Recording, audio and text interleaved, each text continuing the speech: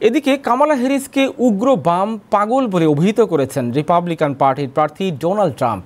বুধবার নর্থ ক্যারোলাইনায় এক সমাবেশে সাবেক প্রেসিডেন্ট ট্রাম্প ভাইস প্রেসিডেন্ট কামালাকে আক্রমণ করে বক্তব্য দেন।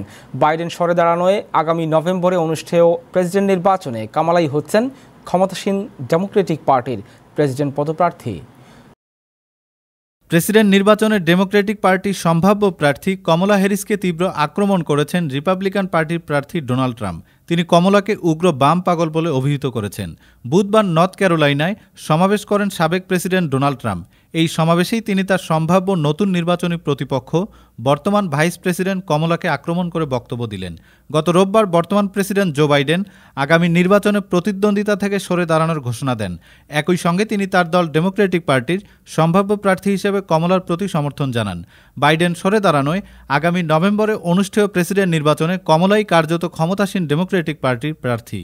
কমলার প্রার্থিতার বিষয়টি সামনে চলে আসার পর ট্রাম্প তার করা প্রথম সমাবেশে ভাইস প্রেসিডেন্টকে আক্রমণের নিশানা করলেন।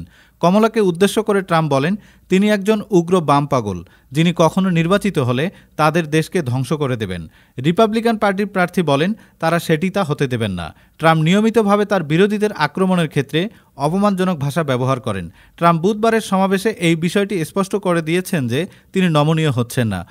3 দিন আগে আমরা আনুষ্ঠানিকভাবে ইতিহাসের সবচেয়ে খারাপ প্রেসিডেন্টকে পরাজিত করেছি, কুটিল জো বাইডেনকে। জরিপে বেহাল দশার কারণে তিনি সরে দাঁড়িয়েছেন। এবার আমাদের সামনে আমেরিকার ইতিহাসের সবচেয়ে অযোগ্য প্রার্থী। বাইডেনের প্রতিটি বিপর্যয়কর নীতির সাথে ছিলেন তিনি। কট্টর বামপন্থী এই উন্মাদ কখনো প্রেসিডেন্ট অফিসে প্রবেশের সুযোগ পেলে দেশকে ধ্বংস করে দেবেন। কমলাই প্রথম কৃষ্ণাঙ্গ নারী, যিনি প্রথম এশিয়ান আমেরিকান যিনি ভাইস প্রেসিডেন্টের দায়িত্ব পালন করছেন। 5 নভেম্বরের নির্বাচনে জয়ী হলে তিনি হবেন প্রথম নারী আমেরিকান প্রেসিডেন্ট। বাইডেন প্রশাসনের সীমান্ত ইস্যু তুলে কমলাকে আক্রমণ করেন ট্রাম্প। বলেন, অভিবাসন বিষয়ে বাইডেন প্রশাসনের নীতির জন্য কমলাকে দায়ী করা উচিত। ট্রাম্প বলেন, কমলা যুক্তরাষ্ট্রের সীমান্ত উন্মুক্ত করে দিয়েছেন। এর ফলে সারা বিশ্ব থেকে 2 কোটি অবৈধ অভিবাসী যুক্তরাষ্ট্রে ঢোকার সুযোগ পেয়েছে। ট্রাম্প বলেন, তিনি প্রেসিডেন্ট নির্বাচিত হলে বাইডেন কমলা প্রশাসনের প্রতিটি উন্মুক্ত সীমান্ত নীতি বাতিল করবেন, যুক্তরাষ্ট্রের সীমান্ত বন্ধ করে দেবেন। কোনো ধরনের বিলম্ব ছাড়াই কমলার অবাঞ্ছিত পদক্ষেপ বন্ধ করবেন।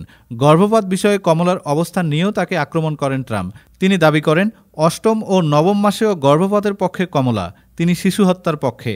রয়টার্স ইপসোসের সর্বশেষ জরিপে ট্রাম্পের চেয়ে এগিয়ে গেছেন কমলা। গত সোম ও মঙ্গলবার এই জরিপ চালানো হয়। জরিপে কমলার প্রতি 44% ও ট্রাম্পের প্রতি 42% ভোটার সমর্থন জানান। Desk report, time television, new York.